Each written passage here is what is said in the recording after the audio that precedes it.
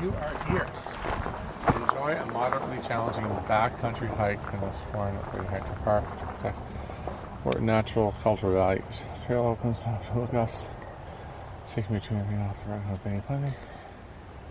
About 6 kilometers one way. That's not that much. And 12 kilometers return. How can it be 6 one way and 12 return? 6 plus 6 is 12. Oh. I thought it was saying it was 18 total. I'm glad I got that on camera. That was really stupid. Can't wait to share that with the kids. That was a stupid moment. Oh boy. All right. Oh boy. And we're off. Thankfully, hiking doesn't include math. All right, I'm done. I have lived and traveled in the UK quite a bit, and every one of those experiences has been, other than maybe my job experience at the Savoy, but culturally and scenery-wise, Scotland, UK, Wales, and Ireland they just connect with me spiritually. I get the same feeling there as I get in the Highlands of Cape Breton. Yeah. So there's something to the beauty of the landscape and the culture that just greatly appeals to me. First impressions. Oh, my first impression is that it's shockingly beautiful. I mean, you don't even feel like you're in Nova Scotia, but of course, I've seen a photograph of this, but it doesn't translate at all. It's just amazing.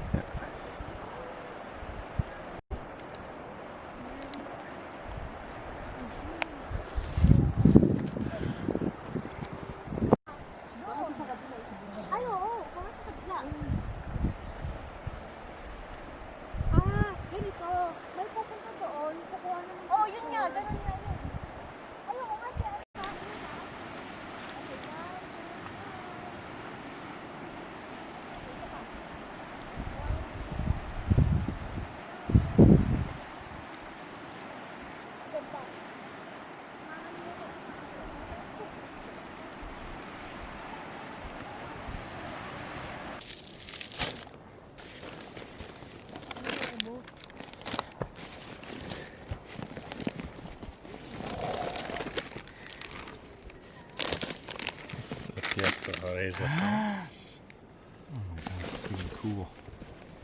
Kent crisps. Holy mackerel. It's cool because I'm smart enough. I carried this for you.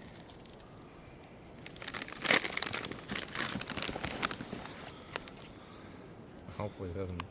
Look at this, man. Holy crap. That's a sandwich, man. There's no vegetables in that. You don't need vegetables. Vegetables need not apply. This is wicked. Is that filming? Yeah.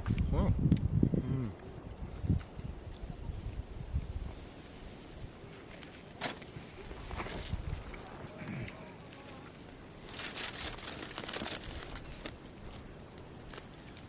wow.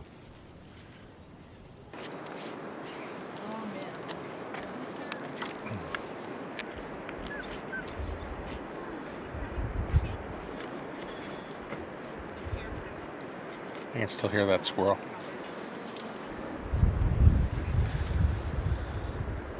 Well, you gave him a potato chip. I gave him more than a potato chip. I gave him a couple of hunks of bread in there too, and a piece of apple. Oh. Craig finally makes a friend.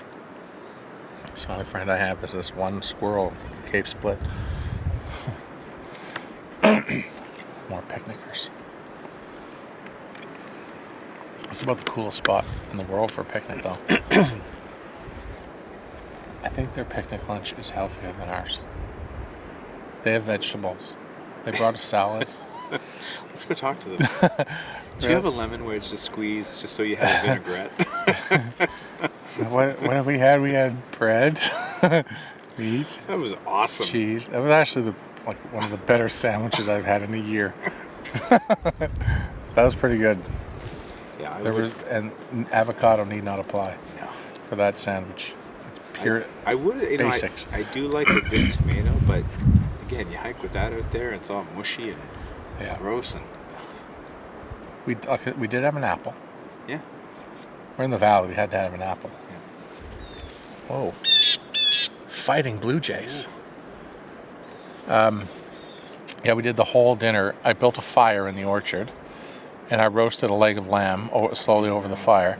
But the other courses of the meal also were cooked over the fire, and then not every course. I did 5 courses. I think 2 of the courses had apples, and 1 had peaches in it. It was Mom and Dad's 40th wedding anniversary. It was a dinner with Pat and Kaya, and I just came down and cooked 5 courses. But they sat in the orchard, and then we had dessert inside when it got too cool. I think we hosted their anniversary dinner, and you were away, so you ended up doing something else, I think. Yeah, it might not have been on their 40th, but it might have been it was for their 40th. their 40th. Yeah. Because you said, I can't do that, but I'm going to do something down in the orchard for you and Pat. That's what it was. Yeah. You had it was a gift. Well, I was away almost every October for that period, right? It was probably in Europe, so. Yeah. Which sounds really hoity-toity. I mean, I was probably in Europe. Yeah. I spend every October in Europe.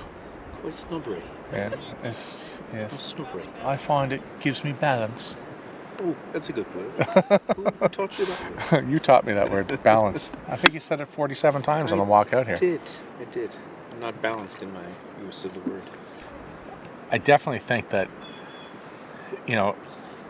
Nova Scotia, not first, it could be the Maritimes in general, certainly Nova Scotia is the inspiration for a lot of this. I mean, I have this idea, this desire to want to be cooking outdoors, or call it adventure dining, or call it just,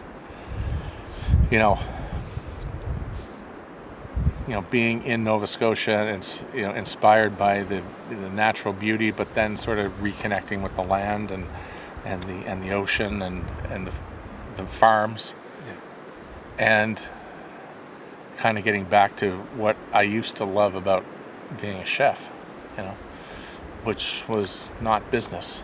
Right. It was just cooking. Like, I'm currently, as I mentioned, I'm currently addicted to these little 3 to 4.5 minute videos by Jacques Pepin that he's been doing out of his house. And they're, it's a still camera, 2 cameras. There's one sort of overlooking it, and there's a close up on the cutting board, and that's it. 2 cameras. And they're super short, and all of the flaws of his dicing. He's cutting the onions. It's not perfect. It's just cooking. And he did one on a fried egg the other day, a freaking fried egg. And I watched it. I was in my job. I was just spellbound because I just love watching the man move his hands. Right. It's hypnotic, even to somebody who knows how to fry an egg. Right. And I think there's something to be said for that, but there's also something to be said for, experiential cooking. And, cooking to me is not about doing a recipe in a kitchen. It's about the process of inspiration first and foremost. So where does that come from? Does it come from a place like this? Does it come from a farm? Does it come from a trip you took somewhere? Does it come from a meal that you had? Does it come from the farmer's market, the new crop of something that somebody delivers to your back door in the restaurant? All kinds of different ways it can happen. And then there's the process of cooking the meal, but then there's also the process of collaborating with other chefs or cooking with people that you don't necessarily get unless you make it happen and get out there. Yeah. So I think it's kind of like just doing whatever. And sometimes it's about doing something completely off the cuff. And that is, making a fire on a beach and throwing a pot on there and having a clam boil, which could be one of the greatest culinary experiences that you've ever had. Right. In the end, Yeah. Right? And you never know. Like, the greatest culinary experiences I've ever had, I guarantee you very few of them are planned. Or in a restaurant. Or in a restaurant. Yeah, that's a really good point. Yeah. A lot of them are not at a restaurant. Right. Most of them.